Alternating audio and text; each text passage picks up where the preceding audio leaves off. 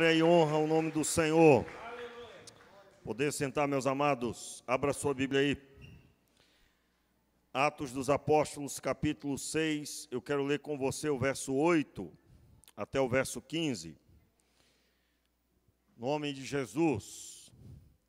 Aperte o cinto aí. E que o Senhor Deus nos conduza nessa grande experiência que é a presença de Deus, que é o Senhor Deus conosco. Eu creio, irmãos, há uma obra para ser realizada, e essa obra é através das nossas vidas. E então a palavra de Deus diz, Atos capítulo 6, versículo 8 até o verso 15, eu quero ler com você. Diz assim a palavra: Ora, Estevão cheio de fé e de poder, fazia maravilhas e grandes sinais entre o povo.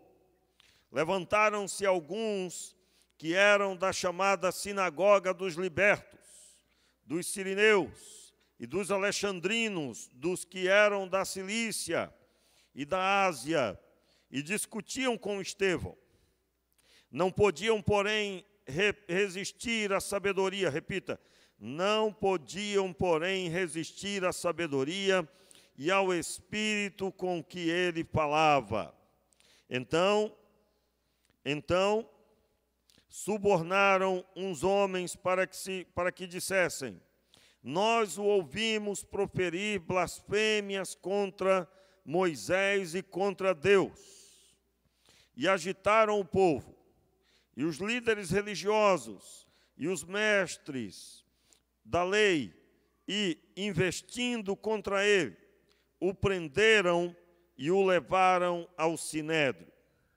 Apresentaram falsas testemunhas que diziam: este homem não para de dizer blasfêmias contra este santo lugar e a lei. Pois o ouvimos que esse Jesus de Nazaré há de destruir este lugar e mudar os costumes que Moisés nos deu.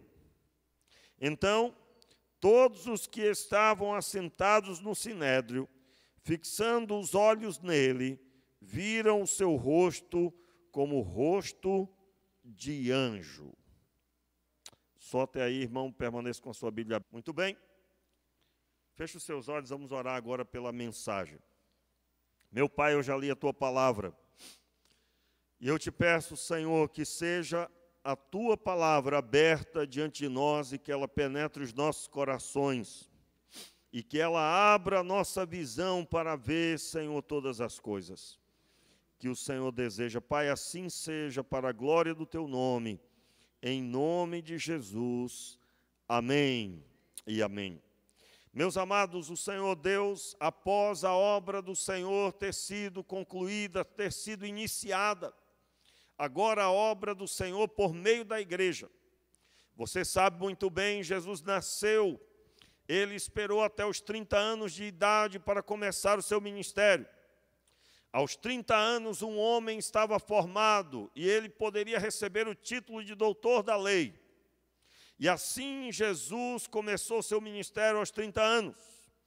E ao finalizar o seu ministério, que durou cerca de 2 anos, aliás, 3 anos e meio, ele então se entrega na cruz do Calvário, ressuscita ao 3º dia, finaliza a convicção de fé na vida dos discípulos, através das suas aparições e manifestações extraordinárias por espaço de 40 dias.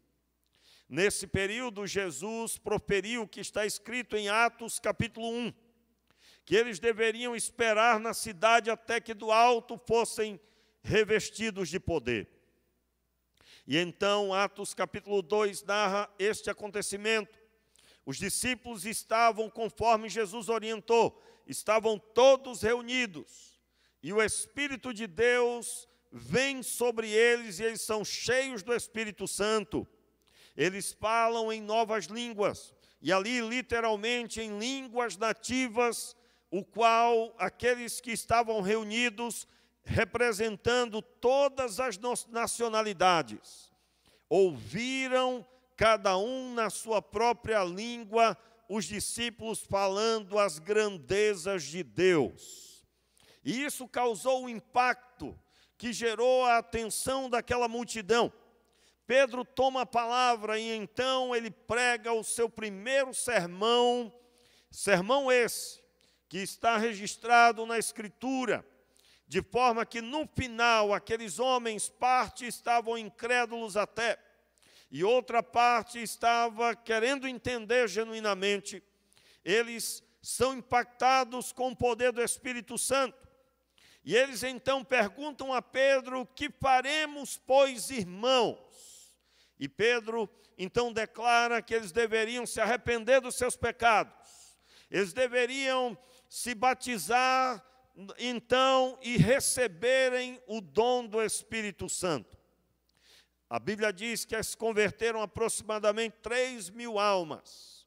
E o Evangelho começou a se expandir. Já no capítulo 4 de Atos dos Apóstolos, você vai encontrar Pedro e João entrando no templo. E a palavra de Deus diz que eles então, ali são usados por Deus para a cura de um homem que pedia esmolas na porta do templo. Aquele homem aleijado desde pequeno, ele é curado de forma milagrosa, repentina, instantaneamente. Ele pede uma ajuda para Pedro, e Pedro então se vira para ele e diz: eu não tenho prata e não tenho ouro, mas o que eu tenho eu te dou. Em nome de Jesus, levanta-te. E a Bíblia diz que Pedro então estende a mão. Irmãos, o texto dá a entender claramente que Pedro puxa aquele homem, ergue aquele homem. Ele tinha as pernas atrofiadas, e no espaço de tempo em que ele é puxado, suas pernas são remodeladas para o formato normal, comum. E o texto diz que aquele homem não só é curado, mas ele agora entra no templo. E ele agora participa da busca e da adoração. E o texto dá entendimento de que ele entra com grande alegria. Esta obra estava fluindo, já era grande a multidão de pessoas, e esse milagre rendeu aproximadamente mais 4.000 conversões. Se você contar a primeira, depois a segunda, nós temos aí cerca de 7.000 pessoas se converteram. E então havia uma grande demanda. Agora estava acontecendo um certo problema entre o povo, pois havia repentinamente uma grande multidão. E eles tinham dificuldade de distribuir o alimento diário, é chamado assim. Alguns pensam que é até mesmo a ceia, né? E não é a ceia, era literalmente o auxílio com o alimento necessário para as famílias. E então os apóstolos fazem uma convocação, logo aí no começo do capítulo 6, onde eles declaram que se escolhesse 7 homens no meio da igreja que fossem cheios do Espírito Santo, homens cheios de fé e do Espírito Santo, e que fossem plenos para manejar a palavra do Senhor, tivesse sabedoria para manejar a palavra. E o versículo 8 do capítulo 6, que nós lemos no começo, verso 8 até o verso 15, declara que um desses diáconos, ele auxiliava na resolução de problemas, mas também era extremamente usado por Deus em sinais, em prodígios, em milagres diversos. A Bíblia não diz exatamente quais são os milagres, mas está aí no verso 8, por favor, acompanhe. Ora, Estevão, cheio de fé e de poder, fazia maravilhas e grandes sinais entre o povo. E então, por causa disso, se levantaram os religiosos da época. Tem aí a listagem, irmãos, não é à toa que está aí os nomes, a identificação: Sinagoga dos Libertos, Sirineus, dos Alexandrinos.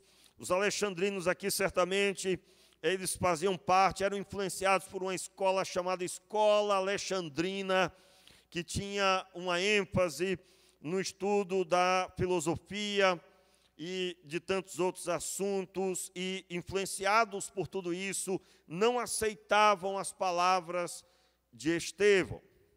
Mas independente de quem eles eram, e eu não quero dar ênfase aqui nessa parte, mas eu quero dar ênfase na postura de Estevão. Estevão, ele prega a palavra, ele é usado por Deus em prodígios, em sinais, em grandes, e fazia maravilhas e grandes sinais entre o povo. E aqueles que queriam manter o padrão religioso das sinagogas, mais uma vez se levantam. Eu quero lembrar que foi essa ênfase que se fez sobre Jesus. Foi essa ênfase que se fez depois sobre o próprio Pedro. Pedro foi preso. Depois, o próprio Paulo e Silas também é preso sob essa ênfase.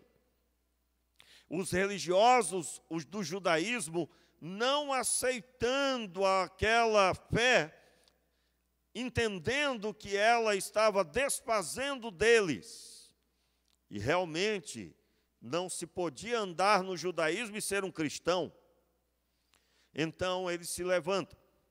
Só há um episódio, ainda que considero também sobre a influência, que mais à frente Herodes se levanta e manda matar Tiago à espada. Você vai encontrar mais à frente, se eu não me engano, capítulo 12, capítulo 13, mais ou menos. Mas essa perseguição, em grande maioria, se dava por causa da velha religião, do judaísmo, que não aceitava a mensagem pregada. E aqui nós encontramos que eles prendem Estevão. Entenda aí, ele fazia sinais, ele fazia milagres, e mesmo assim, ele, ao invés de ser aclamado, respeitado, ele é perseguido, incompreendido. O versículo 10, por gentileza, acompanhe: não podiam, porém, resistir à sabedoria e ao espírito com que ele falava.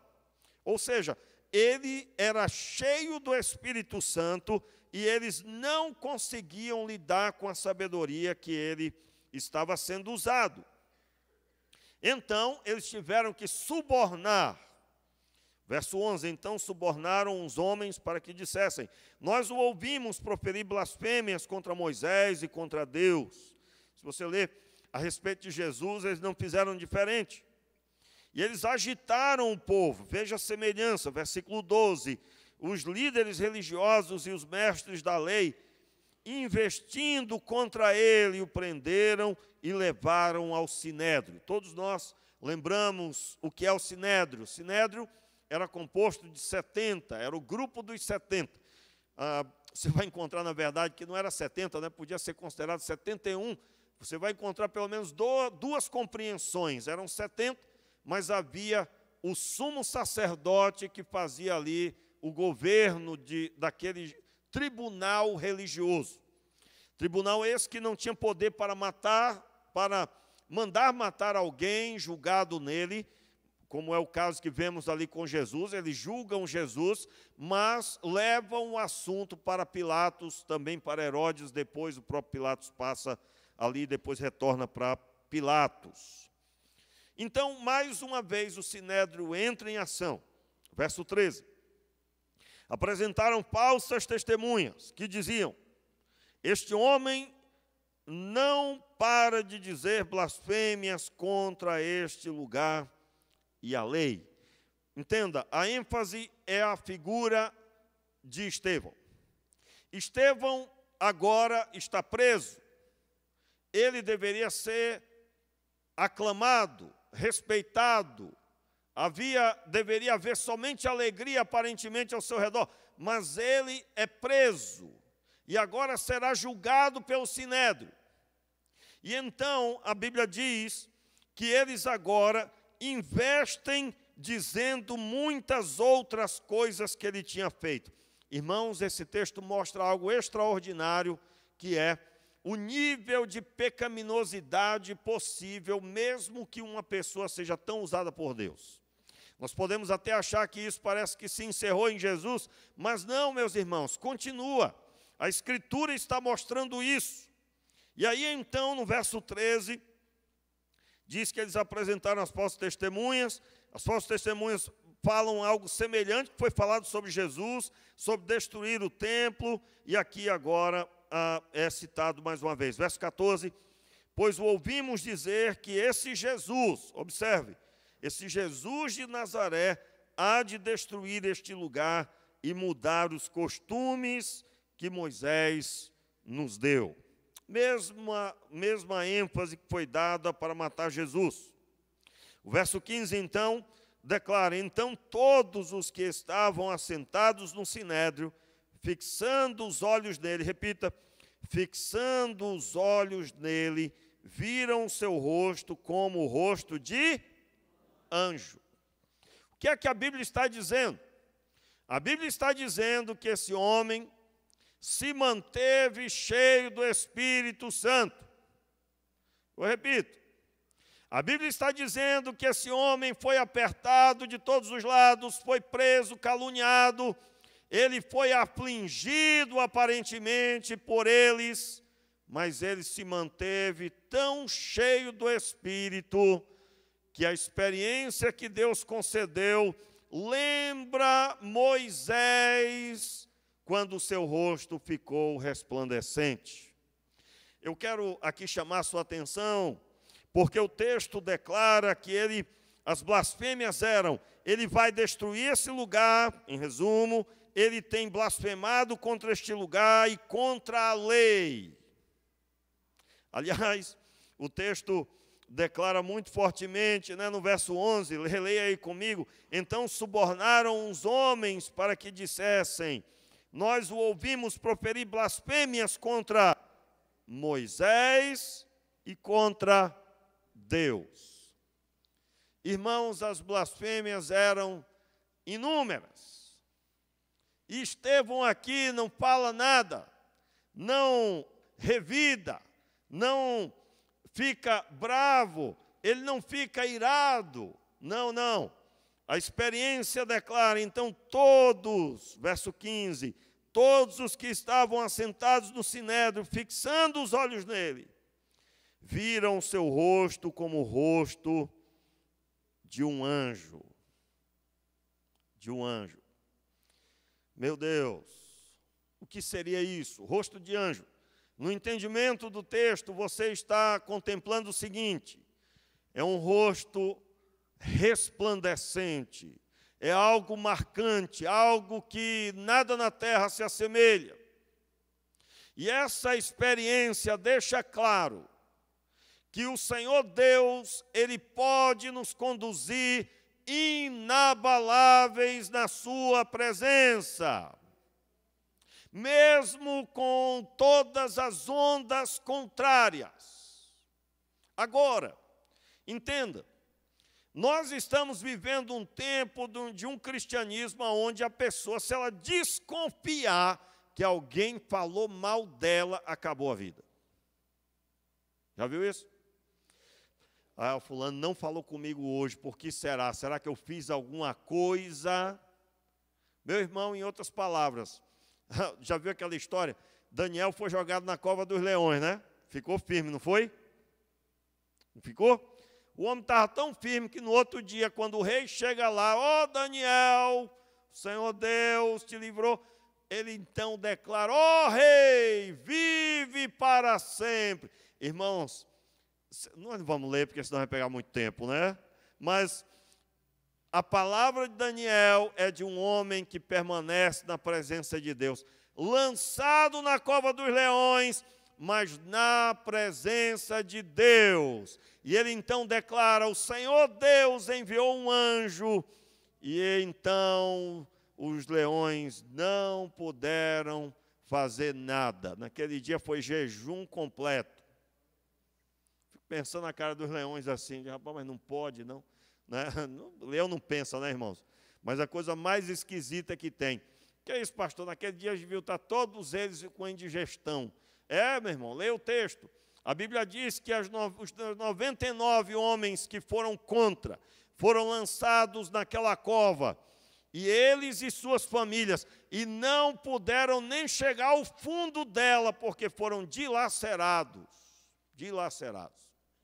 Texto muito forte, né?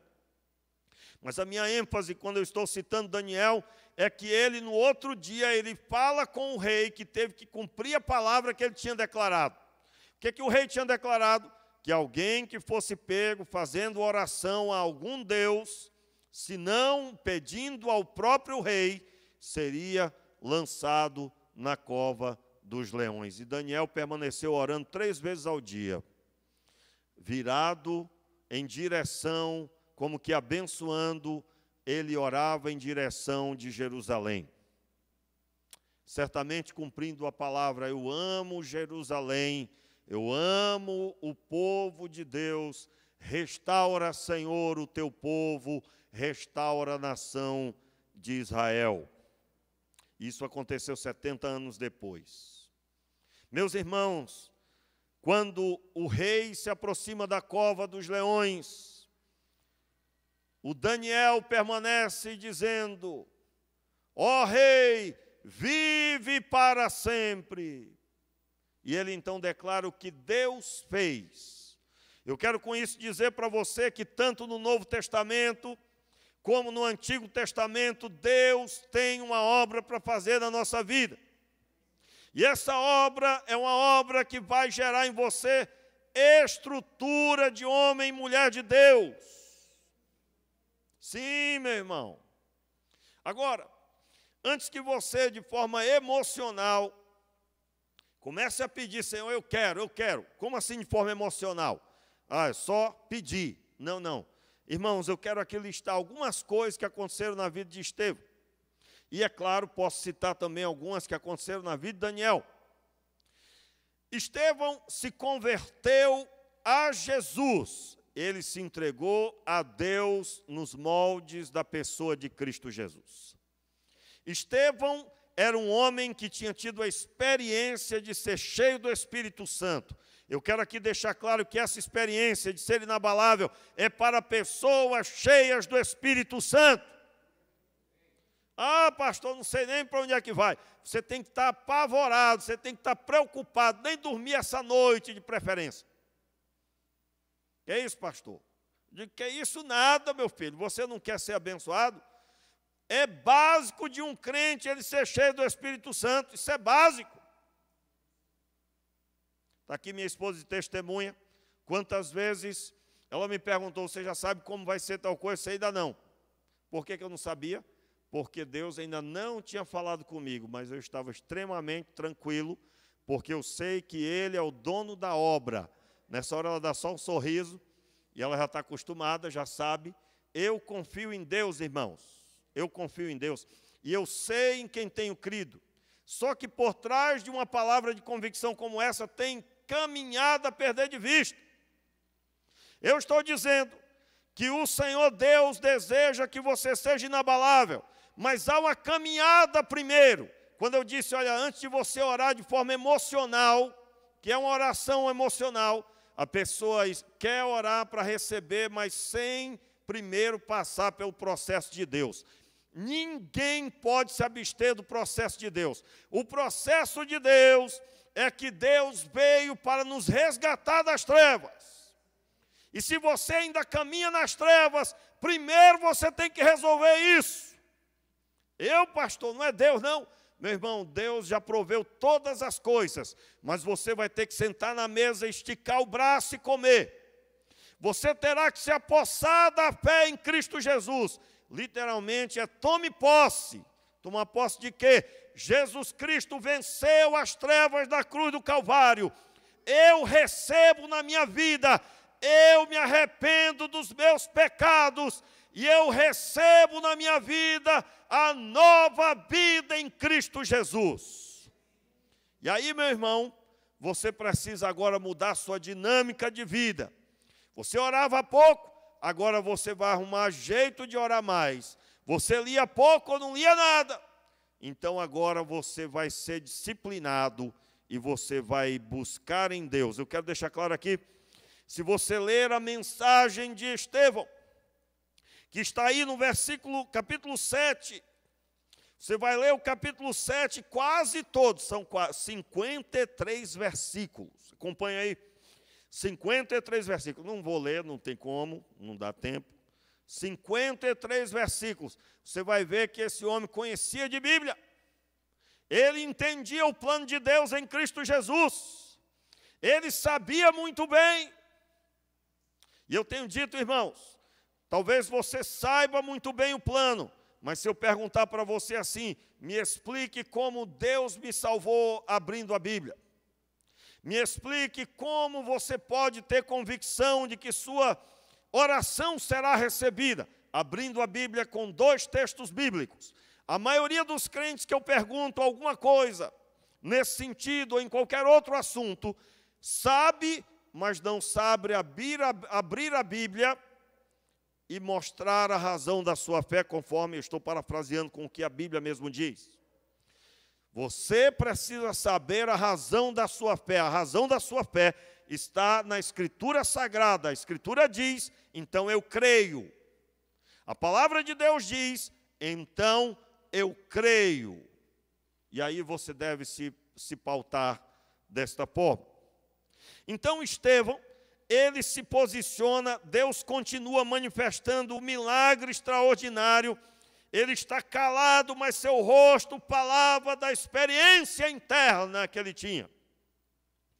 Este homem estava cheio de Deus. E ao contrário do que eles diziam, ele não está contra Moisés, mas a experiência dele lembra Moisés quando seu rosto resplandeceu. Eu quero aqui lembrar você, Moisés subiu ao monte, depois de 40 dias quando ele desceu, já na segunda vez que ele subira, o seu rosto resplandeceu.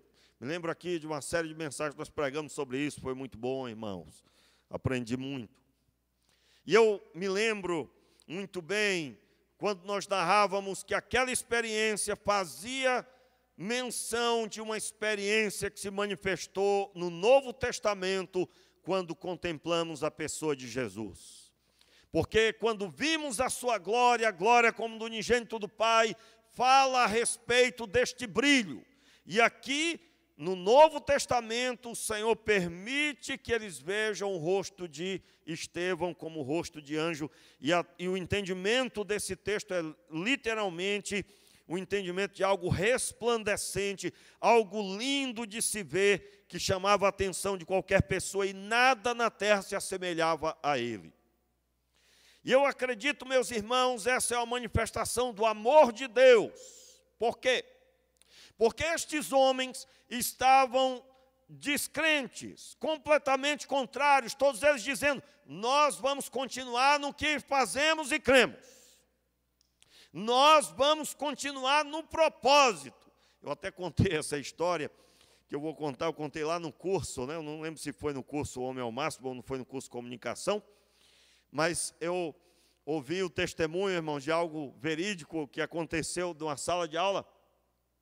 Uma professora com seus alunos, todos eles, não me recordo tantos detalhes, mas era algo assim, no 5º ano, 6º ano, alguma coisa assim, e ela se esforçou para dizer que Deus não existia, que tudo era uma invenção, e que eles não deveriam levar em consideração nada daquilo, e ela, irmãos, gastou um tempo para desfazer do Senhor como Criador dos céus e da terra, e que o homem veio do macaco, e que tudo isso. E aí, deu a hora do recreio, todo mundo saiu, não ficou ninguém na sala, e um garotinho, servo de Deus, que inclusive ousou falar dentro de sala na hora, menino pequeno, mas um menino abençoado.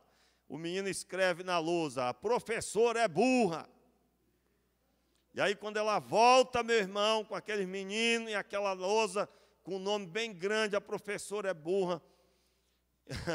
Aí o garoto lá no meio, doido para rir, doido para falar, mas aí ele fala assim, mas ele fala o seguinte, ela disse, vai aparecer hoje aqui quem é que escreveu, ninguém vai sair daqui enquanto não se revelar quem foi que escreveu essa frase.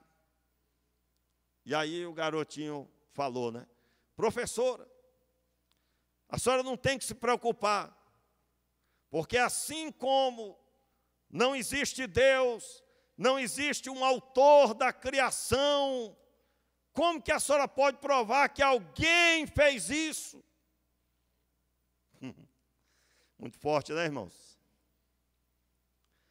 Ou seja, aquela professora estava muito animada para descobrir quem escreveu, mas ela se esforçava para provar que não existe ninguém por trás da criação de todas as coisas. Irmãos, tem que ter muita fé para querer provar que Deus não existe. É ou não é? Tem que ter muito empenho, porque o próprio texto da palavra de Deus diz, em Romanos capítulo 1, que toda a criação fala a respeito do Criador. A criação é perfeita, meu irmão. Agora mesmo, você sabe, há inúmeras pessoas, talvez você aqui está sentindo talvez alguma febre, alguma coisa, uma virose que você está saindo. Aí dentro de você tem anticorpos que estão trabalhando para curar você. Quem criou isso? Foi Deus, meu irmão. Foi Deus que criou. Em outras palavras, nós não podemos negar que Deus existe. E ao mesmo tempo você sabe que o que tem de gente incrédula, mas até o problema se formar. Não é? Conta a história que até o ateu chama por Deus diante da morte, né? Aí ele lembra que, opa, não posso, né? Mas essa é a realidade. E aqui, irmãos, o que esses homens estão contemplando, todos eles incrédulos, eu considero que esse rosto de anjo que eles viram é um sinal do amor de Deus. Um sinal do amor de Deus. Deixa eu explicar algo muito básico para nós todos. Você sabia que quem é firmado em Deus, quem anda com Deus, quem é cheio do Espírito Santo, não precisa de nenhum sinal para permanecer firme? Porque a latência do poder de Deus em sua vida o sustenta. A permanência do poder do Espírito, que é algo comum para o crente, faz com que ele permaneça pleno, apto. E não é preciso mais nada, porque ele já tem tudo. Mas os sinais é o pontapé inicial para que os incrédulos se rendam, para que os incrédulos venham e creiam. E aqui, por isso que eu considero uma manifestação do amor de Deus aqui. Porque eles podiam discordar de Estevão, eles podiam se levantar contra Estevão, prendê-lo e humilhá-lo, fazer com ele o que estavam fazendo, mas não podiam tirar o brilho que estava em seu rosto. Meu irmão, eu quero dizer para você que você vai passar lutas e aflições na vida. No mundo tereis aflições, o Senhor disse. Mas o alvo de Deus é que você seja levantado inabalável. E não é possível se não for cheio do Espírito Santo. Preste atenção, meu irmão, você que talvez depende aí, pastor, eu não preciso dessas coisas. Meu irmão, se converta, tenha misericórdia, meu senhor. Não mande o raio agora não, que eu estou perto dele, né? Em outras palavras, não diga uma besteira dessa. Por quê? Porque quem disse que você tem que ser cheio do Espírito Santo foi Jesus Cristo. Então, não bata a boca, largue de mão a religiosidade, essa conversa que alguém diz para você, acabe com isso. Isso não promove vida espiritual.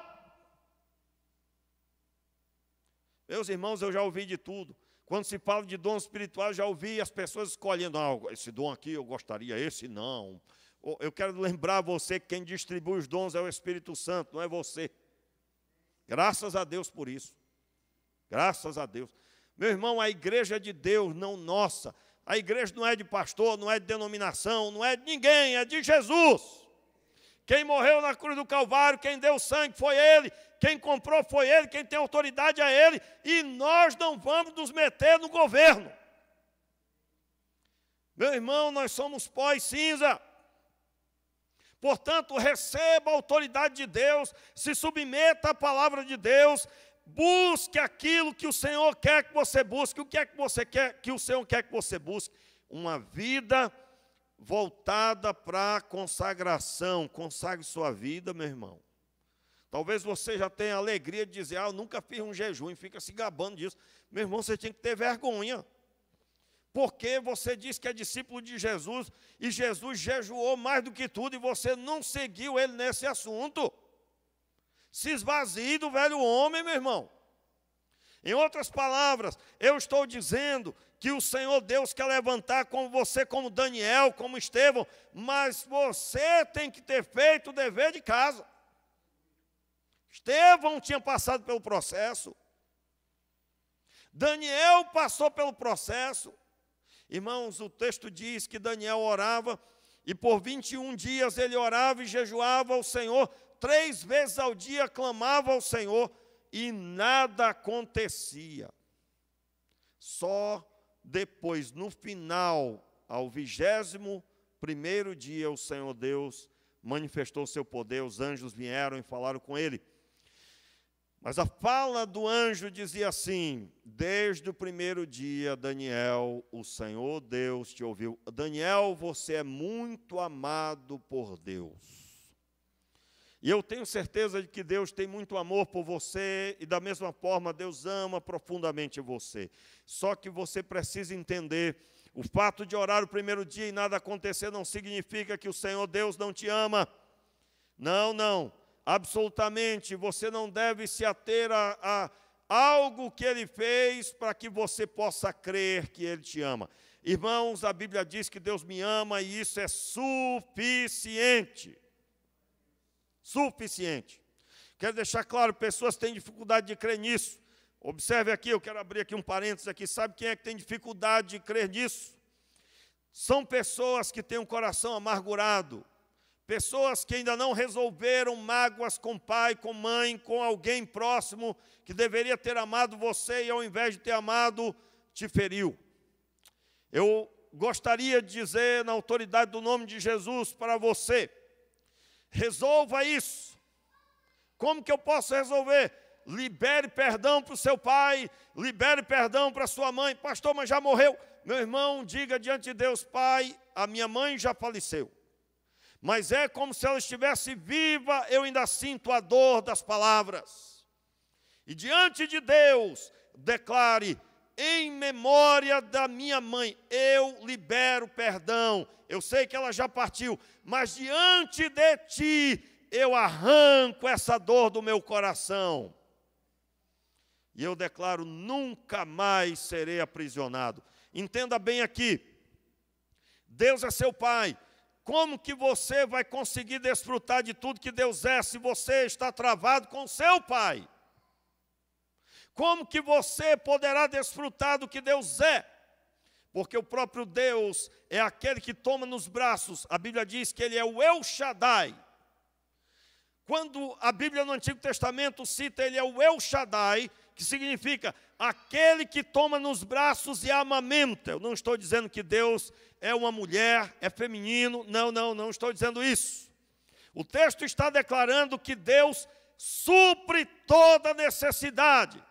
O alimento mais poderoso da terra é o leite materno.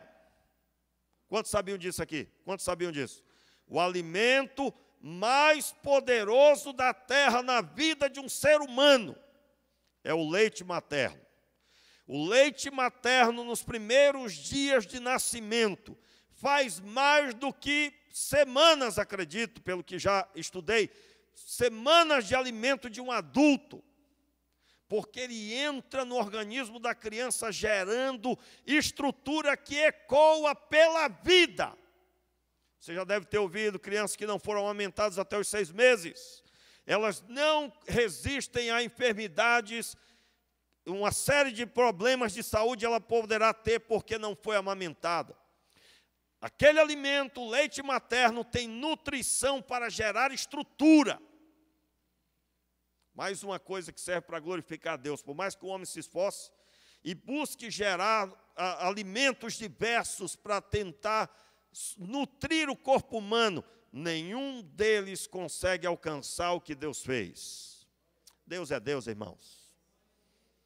Então, eu quero nessa noite dizer para você, você tem que resolver isso. Eu tenho começado a dizer algo que Deus tem ministrado ao meu coração, talvez nós vamos estudar a Bíblia ainda sobre isso, mas a oração do Pai Nosso, quando ela foi ensinada aos discípulos, O Senhor Jesus ensinou claramente que eu devo orar a Deus daquela forma, sobre aqueles assuntos. Não é a repetição do Pai Nosso, mas aqueles assuntos devem sempre estar na sua boca. Você deve saber se dirigir a Deus. Você deve ter entendimento de que seu sustento vem dele e você deve pedir a isso, por isso. Mas quando você se apresentar pedindo perdão a Deus, você deve declarar o pedido de perdão, assim como você tem perdoado aos seus devedores. E é o que muita gente não entende, né? Meu irmão, você vai encontrar pessoas que acham que precisam sentir o poder de Deus, então, se eu sentir, eu vou liberar perdão. Outros acham, estão esperando que o Senhor venha e faça ele flutuar da cadeira. Pastor, eu tenho uma tristeza profunda, eu tenho orado, mas Deus não tem se manifestado. Ô, meu irmão, eu sinto te dizer, daqui a um ano você vai estar do mesmo jeito. Você sabia disso? Daqui a 2 anos você vai estar do mesmo jeito, porque não existe um texto da Bíblia que ensine que você tem que pedir ajuda para perdoar.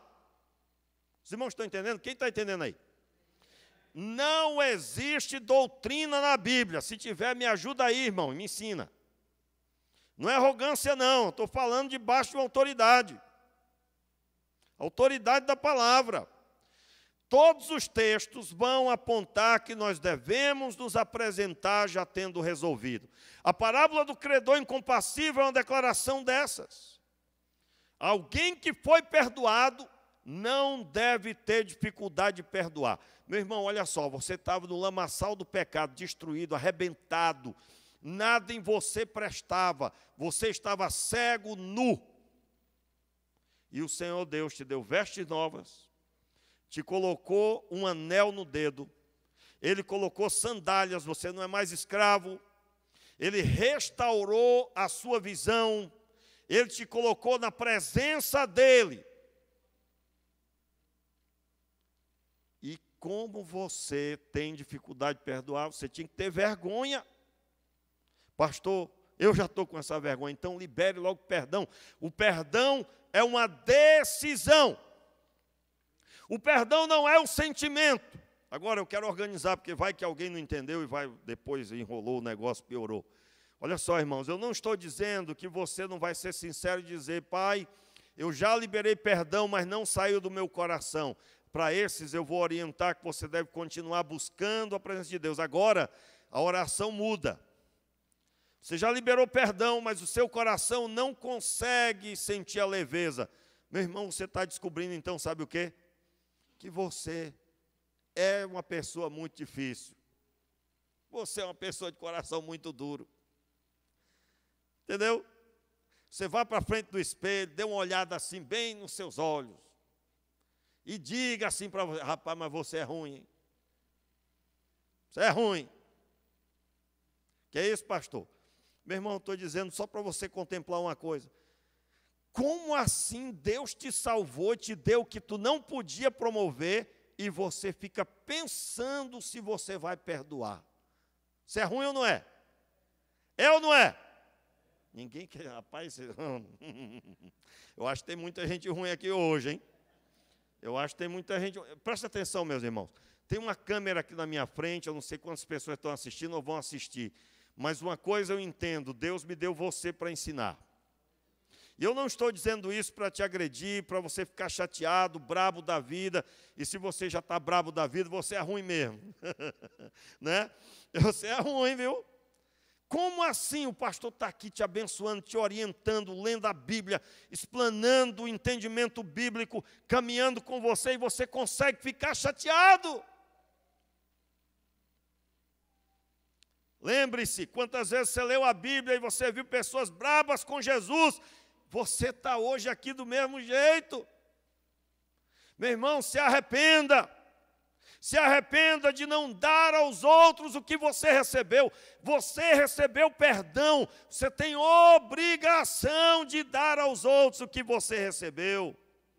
Por isso que a Bíblia diz que mais bem-aventurada coisa é dar do que receber. Como assim, pastor? Mas foi ótimo eu ter recebido perdão. Mas quem vive a liberação de perdão é que é vencedor, porque está agora exercitando a sua fé. Esse pode dizer: eu sou genuíno discípulo. E eu convoco você hoje a fazer o dever de casa. Meus irmãos, a pessoa que vai ser cheia do Espírito Santo é alguém que vai se aproximar de Deus com toda ousadia. Se você está travado aí com seu pai, sua mãe, você acaba tratando Deus de forma semelhante. Meus irmãos, normalmente quem tem problema com pai ou mãe é uma pessoa que não consegue tocar o Senhor. Por quê? Porque aquilo que vivemos, transferimos para a pessoa de Deus. Talvez você foi maltratado na sua vida.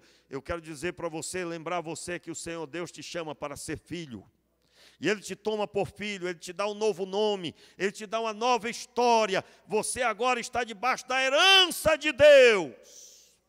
Seu pai pode ter abandonado, deserdado você. Deus te dá uma nova herança. E esta herança, nenhum ladrão pode roubar, nenhuma traça pode mexer, pode prejudicar. É seu e você receberá das mãos do próprio Deus naquele dia. E eu quero nessa noite convidar você a contemplar essa realidade e que o Senhor Deus tenha misericórdia da sua vida e da minha vida e que Ele conceda partirmos um dia. Como dizia já o filósofo, não é? Todo mundo quer ver o Senhor, né? Mas ninguém quer morrer. Mas um dia nós vamos morrer. Um dia nós vamos partir, irmãos. É ou não é? Deus abençoe que sejamos aqueles que não morreremos e vamos contemplar a ressurreição vivos. E seremos primeiro, eles não precederemos os que dormem, eles vão ressuscitar. E nós vamos assistir à ressurreição. Assim seremos levados com Ele e teremos o nosso corpo glorificado. Que Deus nos conceda tudo isso. Mas se não, nós vamos morrer um dia. Mas antes de morrer, meu irmão, você tem que ser agraciado com uma vida intensa com Deus. Eu quero dizer para você que o que vamos viver no céu tem que ter começado na terra.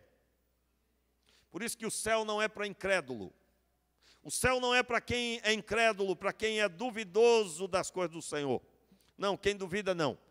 Meu irmão, primeiro você é chamado a andar, e andando firmemente você só passa de nível, mas você já estava firme. O céu não é para covardes, o céu não é para medrosos, o próprio texto de Apocalipse declara isso. O céu é para pessoas que andam cheias da influência do Espírito. E então, para encerrar, eu só vou ler, não vou pregar. O texto diz em Atos capítulo 7, versículo 54. Versículo 54, acompanhe, você pode também ver na projeção. Diz o texto: ouvindo eles isso, iraram-se em seus corações e rangeram os dentes contra ele. Contra quem? Contra Estevão. Ele, porém, repita, ele, porém, cheio do Espírito Santo. Vamos lá, pessoal, vamos lá. Vamos lá repetir aqui, olha ali na tela. Ele, porém, cheio do Espírito Santo. Daqui a pouco vai aparecer. Vamos lá, irmãos, repita aí na sua Bíblia mesmo, vamos lá. Ele, porém, cheio do Espírito Santo, fixando os olhos no céu, viu a glória de Deus e Jesus que estava à direita de Deus. Fique de pé aí, meu irmão. Vamos declarar de novo. Versículo 55. Ele, porém, cheio do Espírito Santo, fixando os olhos no céu, viu a glória de Deus e Jesus que estava à direita de Deus. E disse: olhai, eu vejo os céus abertos e o Filho do Homem que está em pé à direita de Deus. Meus irmãos, ele foi apedrejado. Estevão morreu. Mas o texto diz, verso 60, e pondo-se de joelhos, clamou com grande voz, Senhor, não lhes culpe por este pecado. Tendo dito isto, adormeceu. Veja, o homem está sendo apedrejado, está orando, pedindo que Deus não cobre o pecado deles. Meu irmão, com esse coração ruim, se você tiver aí dificuldade de perdoar, meu filho, você vai estar morrendo naquele dia e vai estar jogando pedra. Senhor, eu sei que o Senhor vai me levar, mas leva também aquele e aquele outro. Você acha que não? Mande menos de um raio, que ele fique menos aleijado. Você pensa que não, meu irmão? Então, você nunca viu um crente que é cheio de nhenhenhê, cheio de historinha, cheio de dores.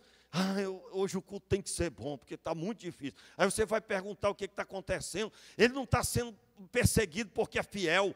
Ele está cheio de dores por causa daquilo que fizeram com ele. Mentiram a respeito dele, apertaram ele, colocaram dificuldade no caminho dele. Ele quase foi preso ou vai ser preso por causa da maldade do homem. Mas ele está amaldiçoando todo mundo.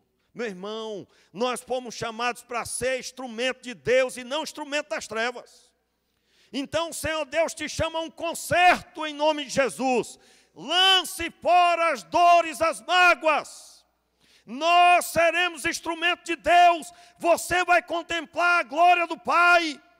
Você é para andar cheio do Espírito Santo. Eu quero dizer que enquanto você estiver cheio do Espírito Santo, mesmo assim a incredulidade dos homens continuará, mas a obra que Deus tem para fazer por você, ela vai acontecer. Diga amém, e eu recebo em nome de Jesus. Em nome de Jesus, fecha os teus olhos aí e comece a orar dizendo para Deus, Senhor, eu quero. Senhor, muda a minha história, muda a minha vida. Meu Pai, oramos agora nos arrependendo de toda a dureza do nosso coração, toda a dificuldade de perdoar, meu Pai. Nós liberamos agora, Pai, eu oro me identificando com os meus irmãos, que vivem com dores, com tristezas, com mágoas no coração, acumulando dores diversas. Meu Pai, tenha misericórdia, estruture essa vida, que ela seja, Pai, direcionada pelo Teu Espírito Santo, a liberar perdão para todas as pessoas, e ela liberando este perdão, seja cheia do Espírito Santo. Pai, eu te peço, incomoda para levantar pela madrugada. Eu creio, meu Deus, o Senhor Deus vai levantar esta pessoa para orar pela madrugada. Ela terá experiências extraordinárias, em nome de Jesus. Em nome de Jesus, receba aí agora, na autoridade do nome do Senhor, uma reestruturação na sua vida, aonde você saberá o que fazer, terá ousadia para realizar em nome do Senhor. Receba agora o discernimento espiritual, a direção da parte de Deus. Você saberá bem o que o Senhor está requerendo de você, e você voltará a ter as experiências que um dia Ele trouxe por meio da sua vida. Você que é servo de Deus, você que está entendendo